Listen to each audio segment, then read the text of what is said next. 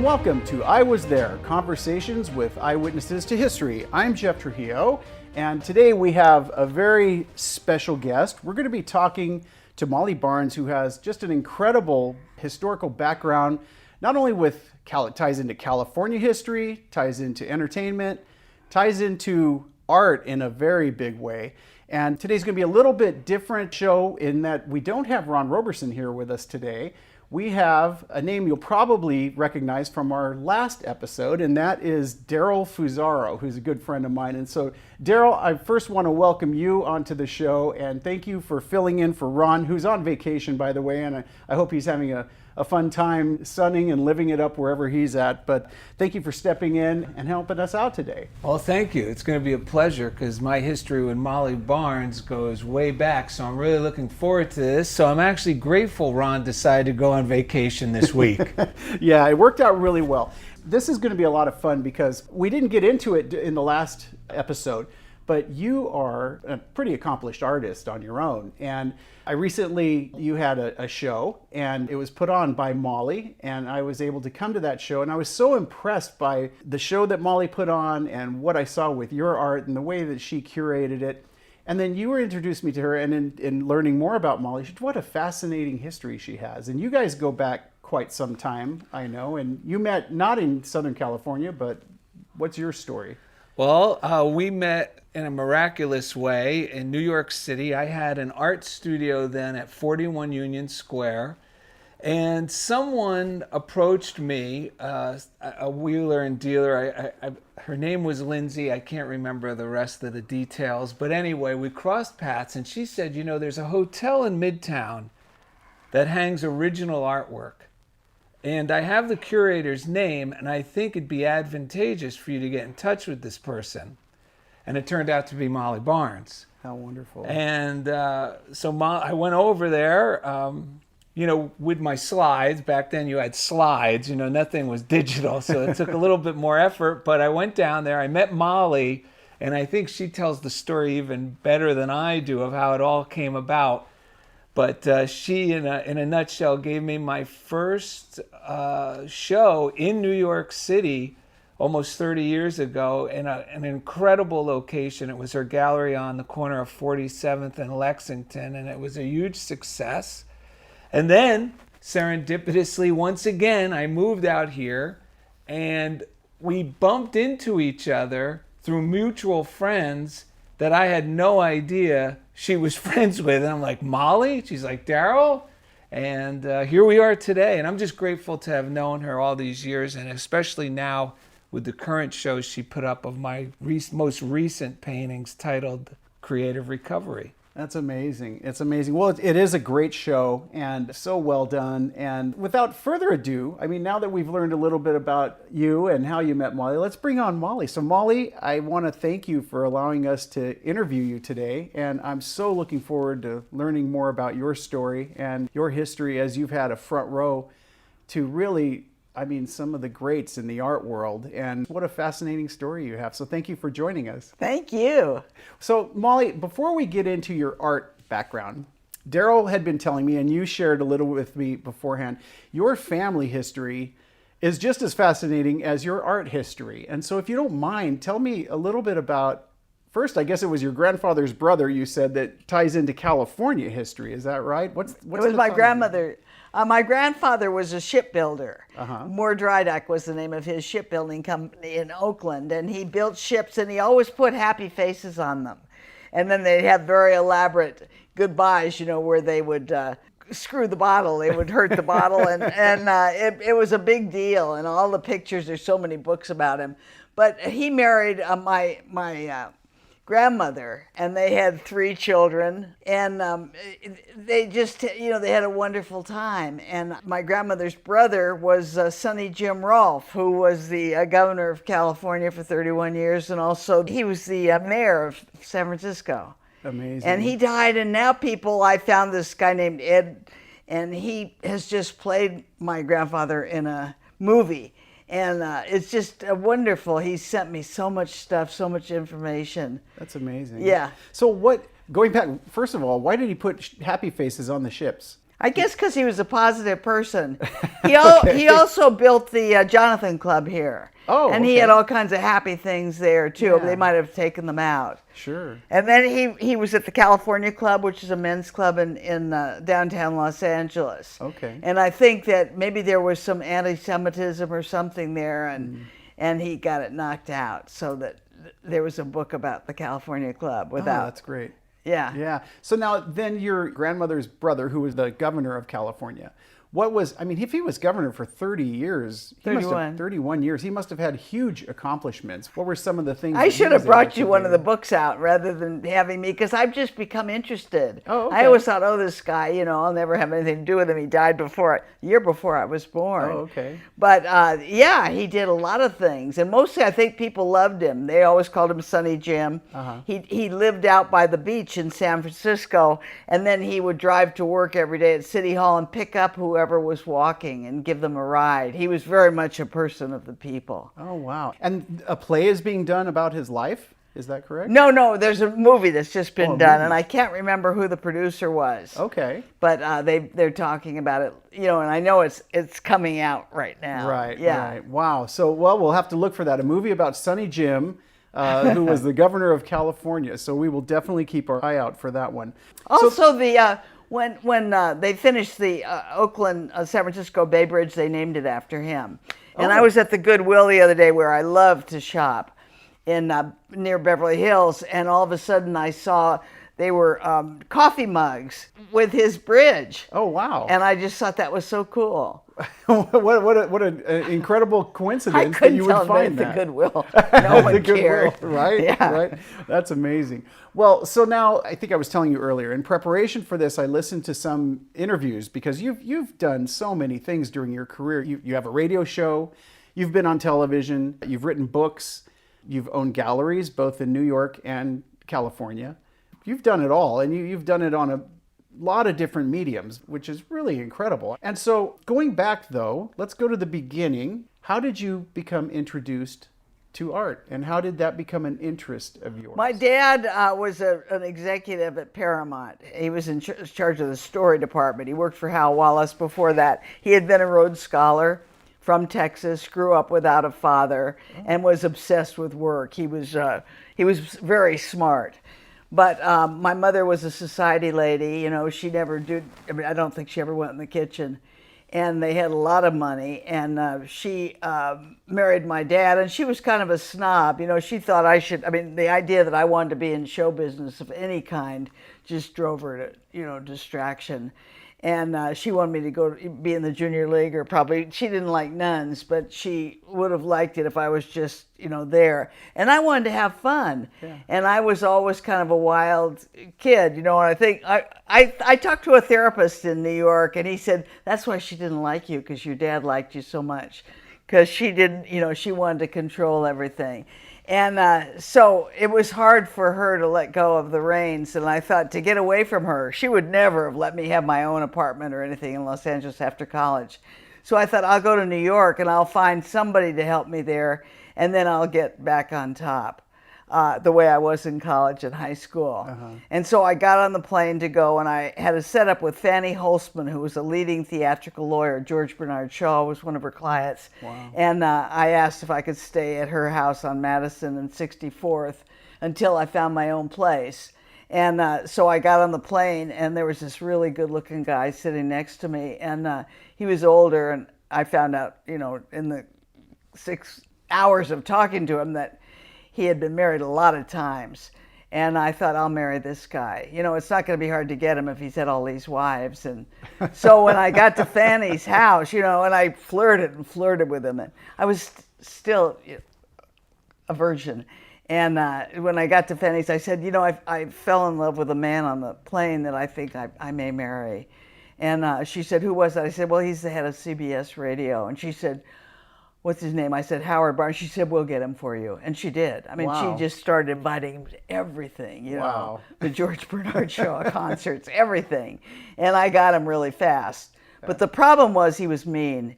And he used to take out his aggressions on me. Oh. He was very popular with Bill Paley, but some of the others didn't like him that much. And he was extremely attractive.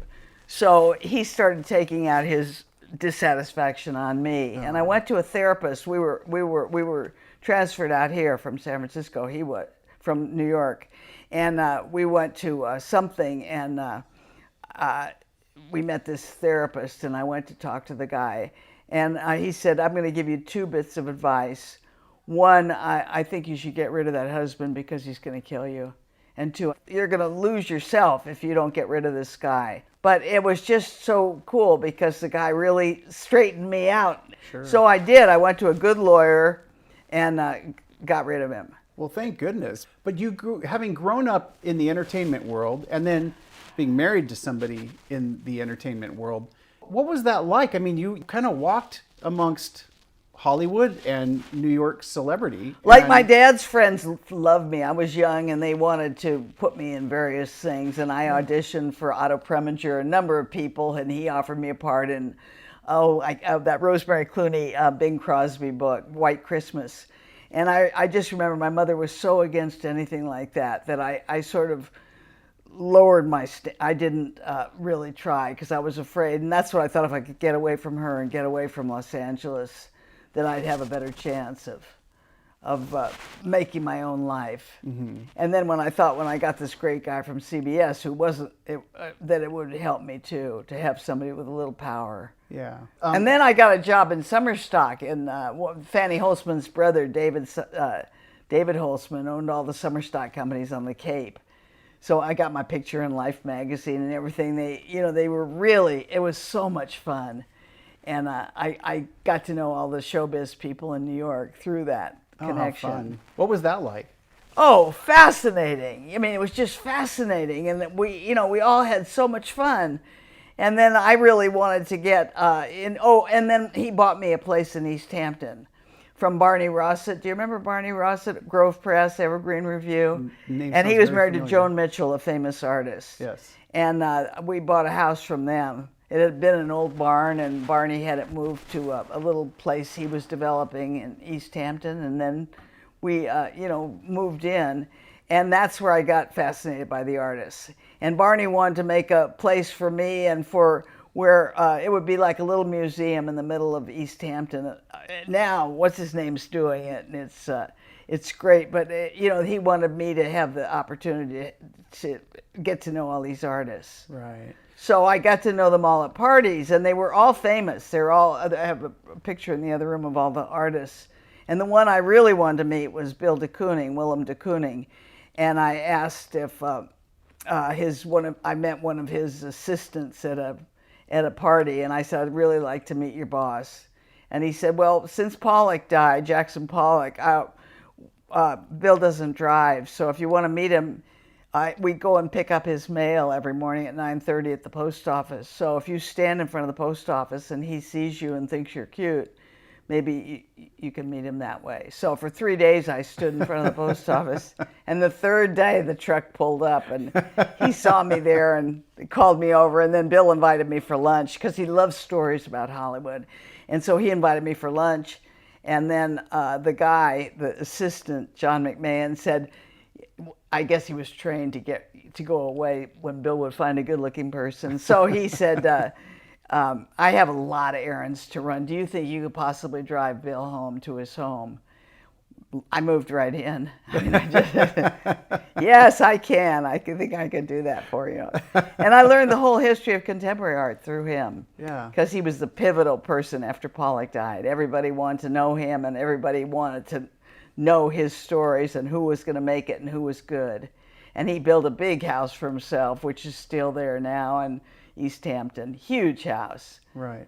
And so this is a history podcast, and like myself, I'm an art novice. I know less than enough to be dangerous, but if you could describe for us, because he's considered one of the great American artists. Can you describe what his art represented and why he was so important in the art world? Because every new art movement, which is usually every 20 years, maybe shorter time, but every 20 years it changes. And the people before him have been very European and very interested in dark and light. And what he wanted was a lot of color, and he also loved doing figurative pictures of women. he did a lot of women at the beach and a lot of women fishing, and he sort of abstracted it so it fit in with what he was after, which was a historic abstraction. And he could talk better than anybody. He had been raised in Holland and then snuck aboard a ship and came here, and he always operated. And then he came and built his own house and everything. And he married a woman named Elaine de Kooning, and they were separated when I found him, but they got back together later, and she was so much fun. I mean, it took her a long time to even acknowledge I was around. But her brother worked for him as his chef and cook, so that the brother could get rid of anybody that was interfering with Elaine's position with Bill. And so with the circles that he walked in, like you said, you must have met everybody in the art world. Yeah. I mean, that's incredible. How did you figure out what you liked as far as art? I mean, you said you learned the history of art basically through him, but how did you develop your own taste and style, and to where you eventually would be able I started to represent studying with a artists? man named Athos Zacharias, studied painting myself, and Bill knew him quite well. And I remember one time I said to Bill, why don't we go see a friend of mine? I didn't tell him where we were going. And we went over to Zacharias, and Zacharias practically fainted when the great man came to his door. You know, he didn't know what to do. But I sort of learned from that teacher how to make judgments about what was good and what was fake, and where people had copied other people where they shouldn't have bothered. I mean, a lot of people, became second generation copiers. Sure. And then the next movement that broke out was pop. Mm-hmm. And so Warhol had a huge, enormous following with that group. He was rebelling against everything, all of this abstract expression stuff, which they all went back to later. I mean, you look at Warhol's books and you see that he went back, when he had his first retrospective at the Museum of Modern Art. But they all, tried to go out and do their own thing. And then when pop artists really came in and concentrating on parts of the body, which is what Warhol did, mm-hmm. that started the new movement. Obsession with body and realism. Right. And so you weren't classically educated in school about art. You were learning from the artists themselves. Oh yeah, Larry Rivers was another one. He wasn't quite a pop artist, but he was a realist, but he was a big leader because he had he had a wonderful personality. Sure. So back in those days, you were meeting artists who were established. Totally. And you were meeting artists who were beginning. How did you know? I didn't bother. You didn't bother? No.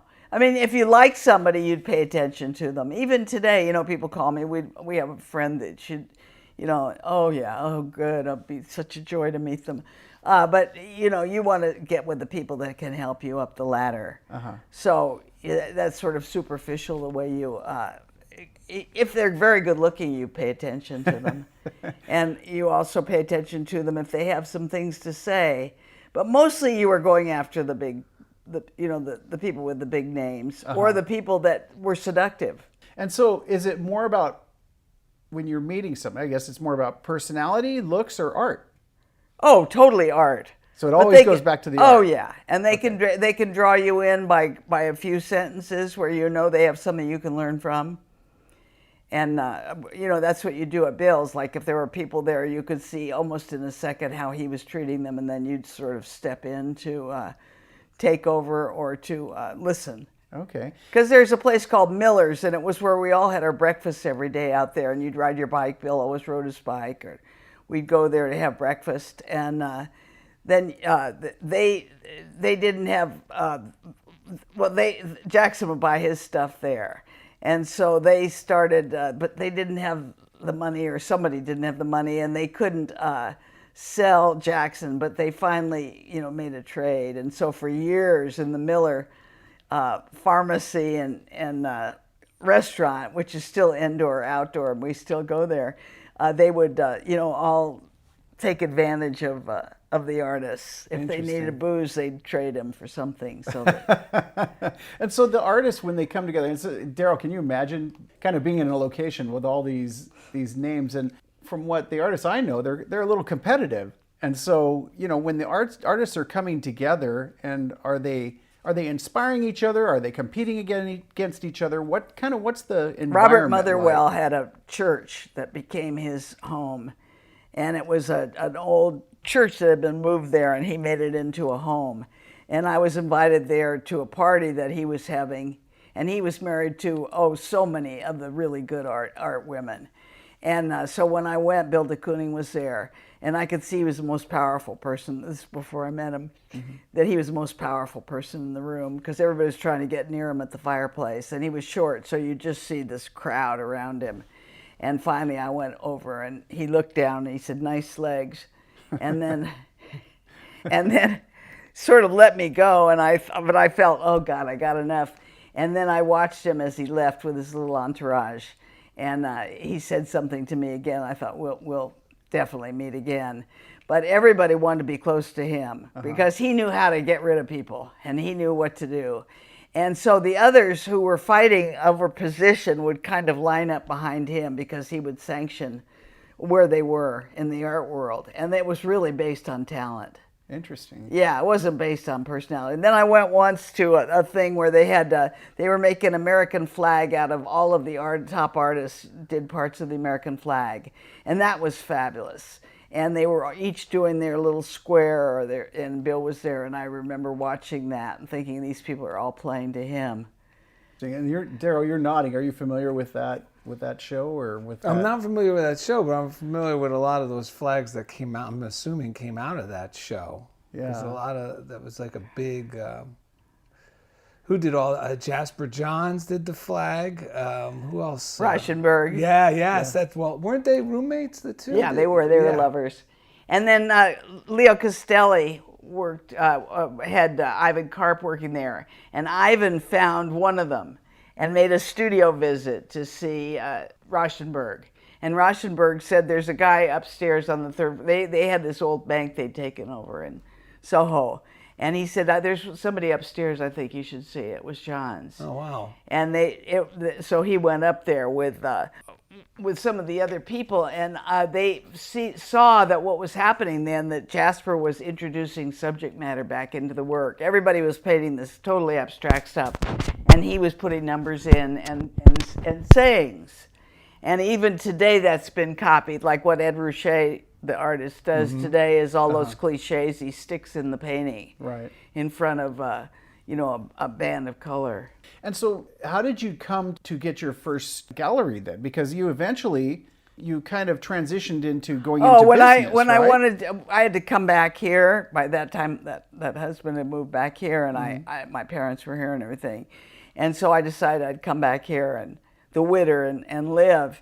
And I started really going to the galleries. And then one day in the LA Times, I saw an ad. It said they needed somebody to work in the gallery. And so I went down there that day and got the job.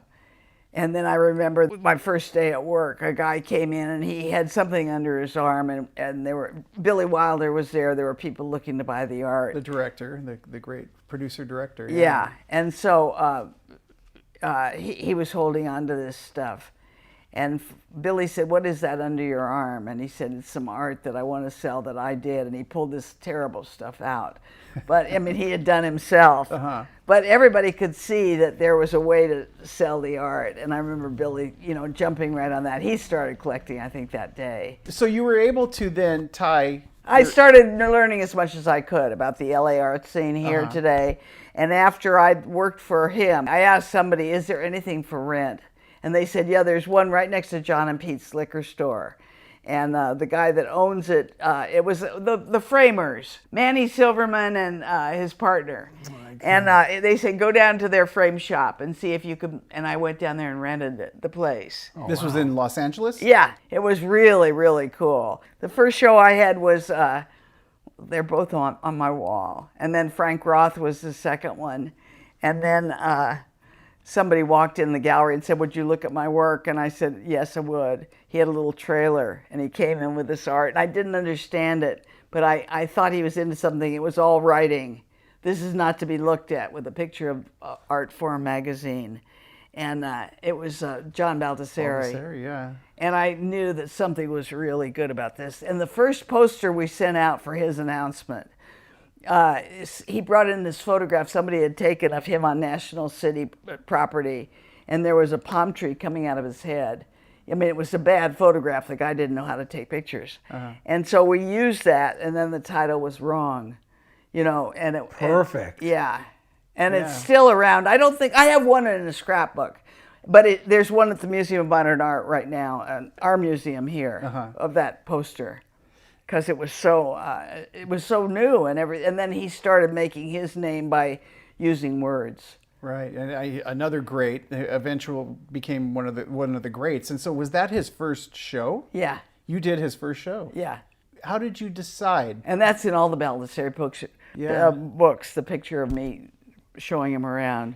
How did you decide? How did you make the decision that I'm going to give this guy a show? A poet told me to look at the work, and the underground. He was teaching at Northridge, and somebody said, "I think you should look at this guy," because he was changing students' ideas. And so when he came in that day with this little thing, I paid attention. I wouldn't have if nobody had told me. Sure. Eric Fischel was the one I was trying to think of. One day I said to him, "Eric, it's such an honor meeting you." And he said, "I used to sweep your gallery when I was in college. I was at Art Center."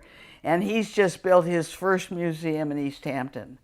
Oh, wow. Yeah, and it's amazing. Wow. And so you knew these guys right from the beginning. Yeah. Then. That's amazing. For you to have the intuition and foresight to know these artists that have something to say and something to show. Yeah. And then to give them that opportunity. But what happens with those people before the thing where you said, didn't they start fighting? You'd ask them, who are your 5 favorite artists? Leave yourself out. And they would give you 5 names, and they always coincided. Everybody in that group knew who was going to make it. Everybody knew who they should pay attention to. So there was a real cadre of people who believed in certain people. That changed, and then you talked about the infighting that came later. But superior ones were head and shoulders above the ones that were putting them down. Yeah. Now, as a gallery owner, you said that, for instance, you had Billy Wilder, and as a gallery owner, you have to find clientele and collectors. So you kind of have to massage the artists, but then you also have to massage the collectors. I don't think you massage artists. You do in person, and you sleep with them, or you do this and that, but you don't. The way you massage collectors is very different. And the one that we all went to was Robert Rowan. And he was the head of the Pasadena Museum. And he lived in Pasadena, he had a great deal of money, came from a big moneyed family. And I just knew instinctively to kiss up to that family. So I started dating his brother, Lou Rowan.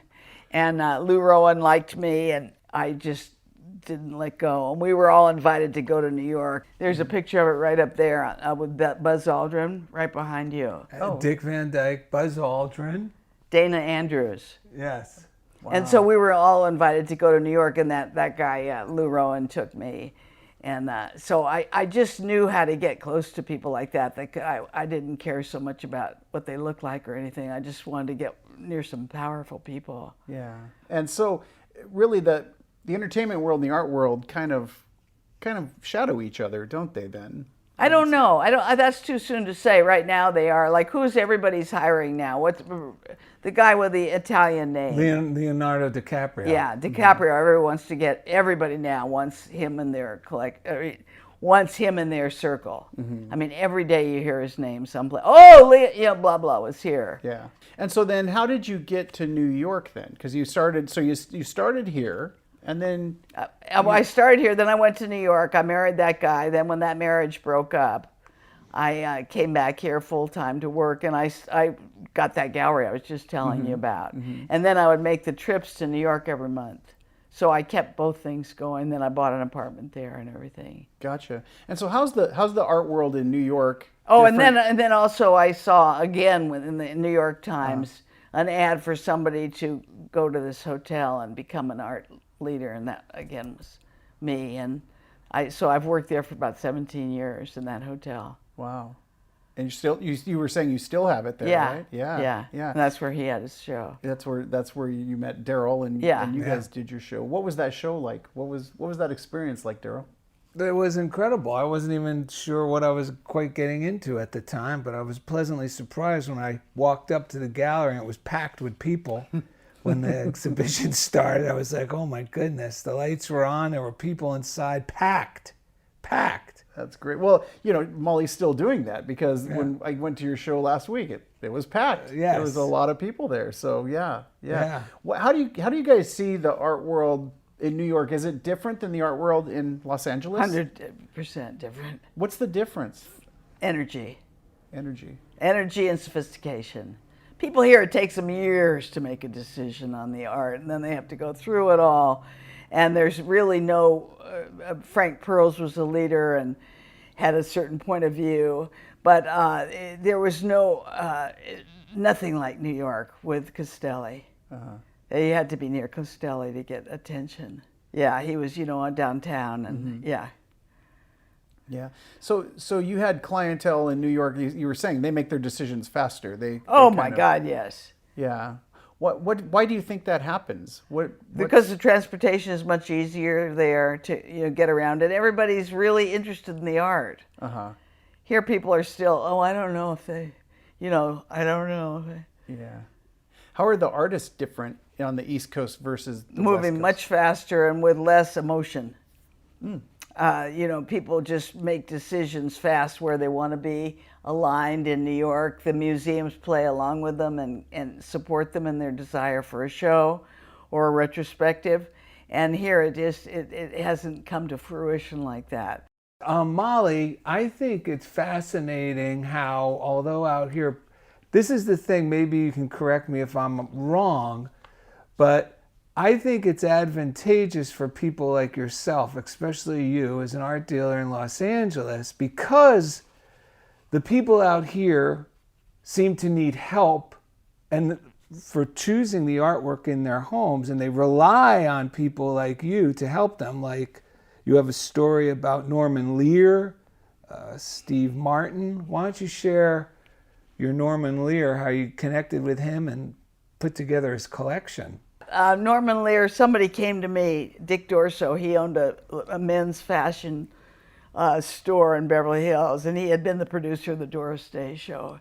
He was a ladies' man. And he came to me one day, he hung out, and his daughter was working for me. And he came to me one day, he said, Norman Lear would like to meet you, and maybe you could give him some help. He wants to do a TV series on somebody like Tony Berlant, who was an artist here. And he'd like to really talk about how couples have problems in love affairs when they're artists, because they don't have the rules like marriage and all that. They don't know how to do it. And so could you take Norman out or spend 20 minutes with him one day? So I went to his studio. He had that Audrey, what was the cowboy actor? Gene Autry? Gene Autry. He had that place on Hollywood Boulevard next to the bowling alley. And so I went there and I was introduced to him, and he had this big office. And then I burst out crying, and he came around, put his arm around me. He said, you could have longer than 20 minutes. So, because he wanted me in and out. He had 7 shows on the air then.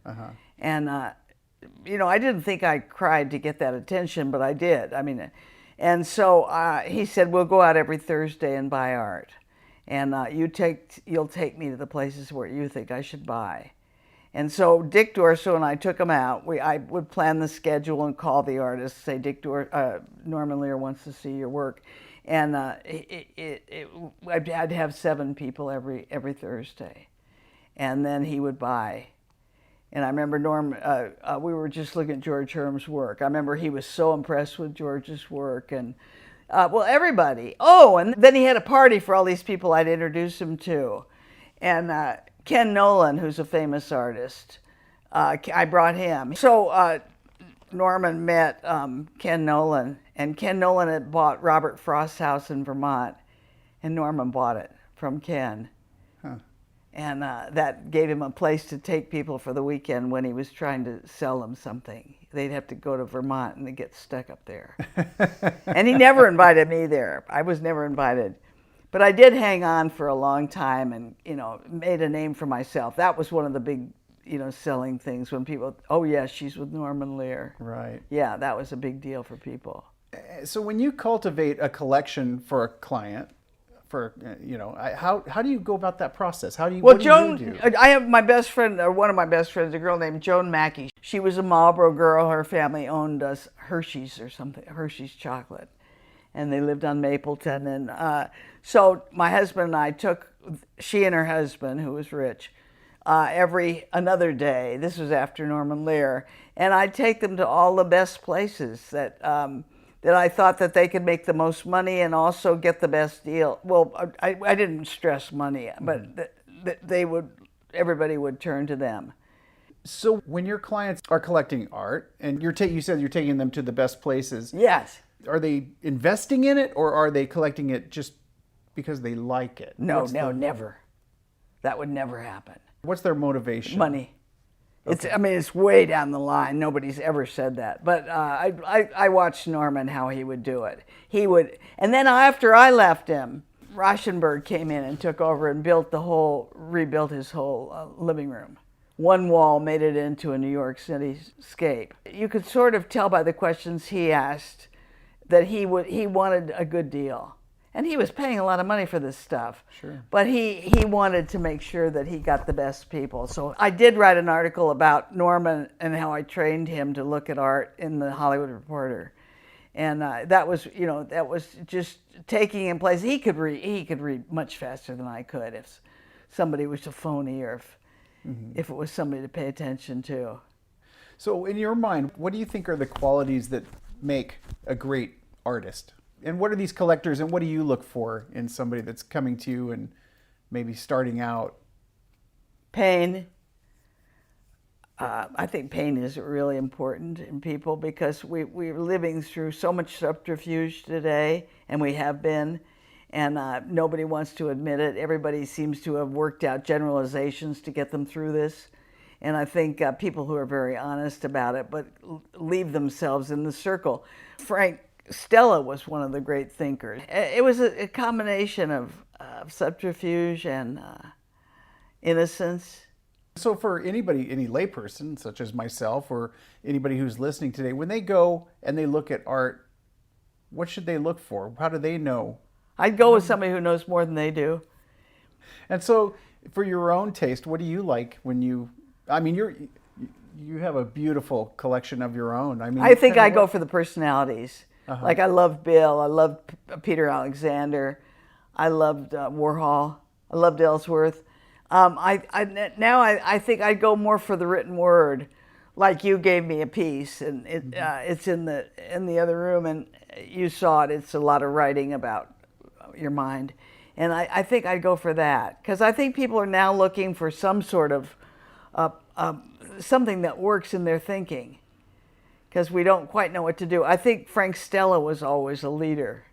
He always did abstract, very hard-edged things, but there was something about him. And now every building you go to in New York, he's always in the lobby. Right. People bought his stuff when he was still coming up. Yeah. So since you referenced your work, Darrell, tell me kind of your approach to what you're doing these days and what your work's about. Well, my approach, this new approach that I'm started it's about 2.5 years in the making that I've been working like this, and I'm having almost a dialogue with other artists' work, and then it takes on its own personality through my interpretation of that. And I'm using, like Molly just referenced, we're on a podcast, so I'll have to describe it, but words, childlike overlay drawings that seem very innocent but draw you in, and then you could sit with maybe a deeper realization or interpretation. Yeah. But and I'm really, art as from an artist's point of view, the thing is you have to, I'm inspired by many different artists. Who? Name one. Ed Ruscha, Larry Rivers. These are older those are older artists than the newer, but I think a lot of the newer artists are copying a lot of what they did. Yeah. Yeah, so Larry Rivers, Rauschenberg, all these guys had a big influence on me. I met Larry Rivers through Molly, which was an incredible experience. I also met Roy Lichtenstein through Molly, and he came to my studio at 41 Union Square. Yeah, this was crazy. He just happened to be walking by. I had my door open because it's so humid and hot. We were on the 8th floor, and I had a fan. He walks by. He comes back. I wasn't sure who he was, and he comes in. I go, oh, my God. Like, this guy's like, you know who he is. Oh, sure. Yeah, The so he cartoon came art, in, yeah. and he took the time. He was looking at all my artwork. We had a nice discussion about it. But these guys really had a big influence on me. I think because I was interested in art in an odd way as a young person. Most of the other kids were like collecting baseball cards and playing sports, and I was always into big coffee table art books. So I think that's influenced me enough. But this is the thing I want to get across. It's, although you're influenced and possibly inspired, you have to go with your intuitive sense.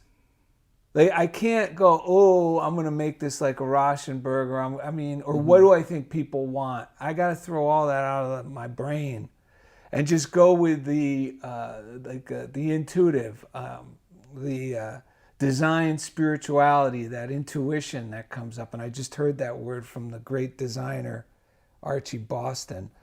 But yeah, it's about having the be able to risk this. This might not, people might not like, but I'm going in this direction because I could feel the thrill it gives me to do it. When I saw Molly about 5 or 6 months ago, and she turned to me, we were at her house, I wandered in here, I was walking in the neighborhood, and I go, I think this is where Molly lives. I called her and she said, Darrell, I said, yeah. She goes, oh, are you coming in? I said, I guess so. And I came in with a friend of mine and we looked at all the artwork, and I could sit in her house for hours and just be inspired by all the artwork in here. In a different room on a different day. It's incredible. And Molly, I think it was really generous of you to open up your home to the other day to that when you had Darrell's show and let people enjoy your art. Yeah. I mean, it's just what a gift to share that with the public and with folks. It's amazing. I mean, it's incredible. But the big thing I want to say is, so then Molly turned to me and asked, so what are you doing now? And I was a little nervous because I know, and this is something I want Molly to know, is something I appreciate about her. I knew when I was about to show her my work on the phone, Molly's going to give it to you straight. Mm-hmm. It may sting a little if it's not what you want to hear, but I respect that because then I can move on. Yeah. Move on. So, because a while back she told me something about a piece I was working on and said, this is negative, you shouldn't be doing this. And I didn't heed her advice, and I did it, and it went nowhere, and it was just an uncomfortable situation. So when I showed her this work, I was ready, and she went, you did this? And that's a good sign. And then I said, yeah. She goes, wow. And I showed her a few more, and she said, brilliant, nice, wow, this is... So we made an arrangement for her to come see this work in person, and here we are today. I'm forever grateful. I mean, she's one of the blessings in my life to have crossed paths with her, not only for this show, but also, I just want to say, in New York City, Molly would conduct, which I think you may or may not still be doing, these brown bag lunches at the Roger Smith Hotel. What was it, twice a month? Yeah. Twice a month on a Friday. Fridays. And she'd invite, new artists or people. And I met Peggy Guggenheim's granddaughter at one of these. Wow. And they'd be these small, intimate get-togethers. There was a brown bag lunch included, just a brown bag lunch. And we'd sit, and she would have these icons of the art world come in to talk. I mean, that's where I met Larry Rivers, was at one of these talks. I mean, I'm literally sitting 10 feet away from Larry Rivers, and then afterwards it was like talking to someone you talk after, at a friendly dinner party. Right. And we're talking and exchanging ideas, and it was incredible. So I have that to thank her for. Many, many of those brown bag lunches. I met Mark Costavi through Molly. We would have these every once in a while. The owner of the hotel would throw a penthouse party Molly would be Molly and her entourage, which is, thank God I was invited. And a friend of mine, Hugo Bastidas, is another very well-known artist. So when you today. had these get-togethers, what was that like? I mean, were they just friendly or exchanging ideas? No, but we always had a guest speaker who was a spoke guest for speaker. half an hour, and I organized that. I'd say over time, that's it. But I'd get them up there. I'd get really good people. And it was the same kind of group that was here the other night that you were so impressed with. Yeah. People crowded in there, all talking art. Yeah. So you're educating people by bringing in artists and having people hear it right from their own mouths. Yeah. Betsy Baker, she was the editor of Art in America. Yeah. I mean, they were always top people. Yeah, people that you're sitting within 10 feet, 5 feet, listening to an icon in the art world, and then no one was pretentious. None of these people Molly invited, I think maybe because she doesn't like those type of people. I hate pretension, yeah. Not one of these artists, no matter how high up, or art dealers, or like she said, the editors of these magazines, no matter how high up they were in the art world, the ones she always brought would talk to everybody. It was like you were us talking right here. It was incredible. That's right. That's amazing. It was incredible. That's People amazing. still talk about those brown bag lunches. Wow. Yeah, so you've been a gift both to the artists, but also to the public and those that were able to attend and experience those Oh, my things. God, yes. That must give you a thrill to introduce. No, I haven't thought about it till tonight. No, thank you. It's But to be made able my to, day. but to be able to introduce folks like that and kind of connect dots and then share your love of art. Yeah. With But I kept myself out of it. I just run the machine or make sure people got water. Mm-hmm. And the engineers there at the hotel would run everything. No, it was fabulous. Yeah. How interesting. Yeah, that's another thing, Molly. She never made it about her. It was never Yeah, like I didn't Molly's want it. thing. It's amazing. That's what was incredible. Who is this lady? Yeah. Yeah. You know? Well, and you've been able to do it on both coasts. Yeah. Which is amazing. I heard in one of your interviews that you said that for an artist to make it big, they have to make a big splash. They have to do something dramatic. Exactly. That's what I've been trying to reach today. Yeah. What are some of the things you've seen artists do? Maybe if you could think of a couple of things you've Larry, seen. not Larry Rivers, Frank Stella, the absolute abstraction with no brush strokes. The idea that somebody would get out there and just do something that looks so mechanical and not use any kind of emotion at all. That was one. Larry Rivers reworking all of the people he knew around him and giving them different heads or different bodies, but it was always the same cast of characters. De Kooning was always sexual. And so, like you were saying, Darrell, you don't want to copy anybody, but it has to come basically from within and develop something that's unique and it's going to make a splash, but it comes from inside you. Yeah, it's a risk. You could feel it's a risk. When it's right, I feel it's a risk. When it's not right, I feel like I'm just regurgitating something, which we all do when we're young. You know, we're young, we're influenced, and then we try, we make things that are copies, not really copies, but they are. I mean, I'm guilty. I was guilty of that for many years as a young artist, thinking I was doing something new, but I was really just mimicking somebody else, like Wayne Thiebaud or whatever. I know that. But now it's just like, no, I'm going with this. It comes from like a higher place, that and the risk is, I don't know where this is going, but I feel compelled to do it without my mind going, well, what about, maybe this won't work. Just, it's something, it comes from a higher place when you know it's right and it feels risky. That's the key thing. And you got to go with the risk. As you've curated so many different artists, I would imagine you don't have favorites, but they're all kind of like children, almost like Exactly. You love them all equally, but for different reasons, I would think. Well, they represent different ideas. Yeah. And so, where do you think art is going today? What do you think? What do you think's next? Well, I think there'll be a slowdown now because of these extraordinarily high prices, and it'll go more. Yeah. It hasn't even started, I don't think. And then I don't know who the next artist will be, but now that you've given me a thought, I'll think about it all night and come up with something tomorrow, because that is what is we have to know what's next. Yeah.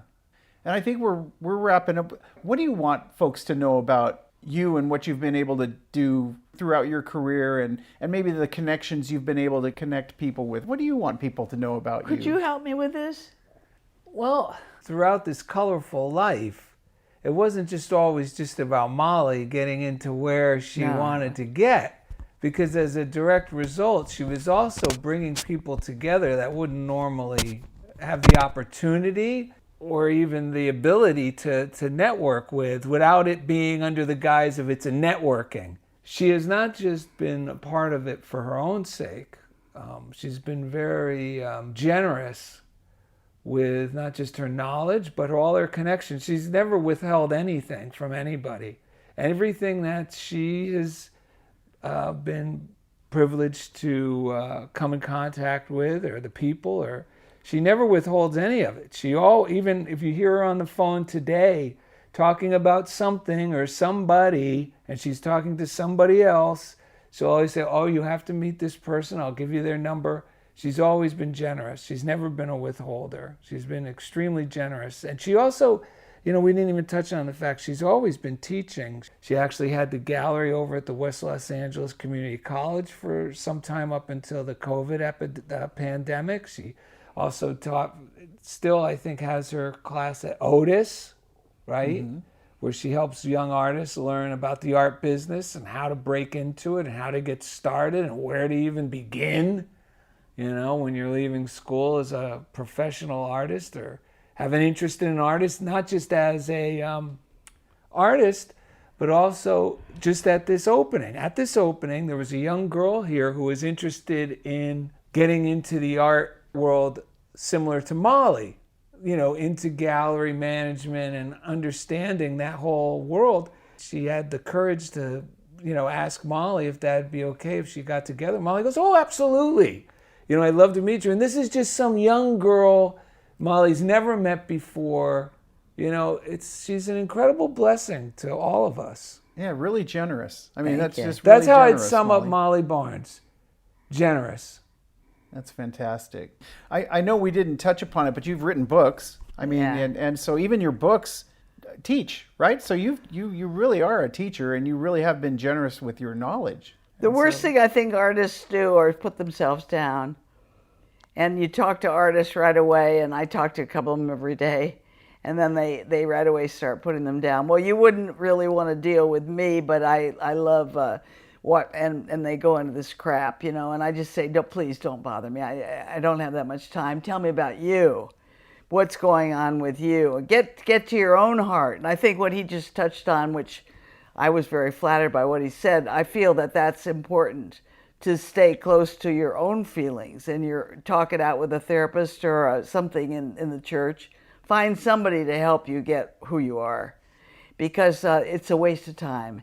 And artists are constantly putting themselves down so they don't look like fools, but it's a waste of time. She helped me with that.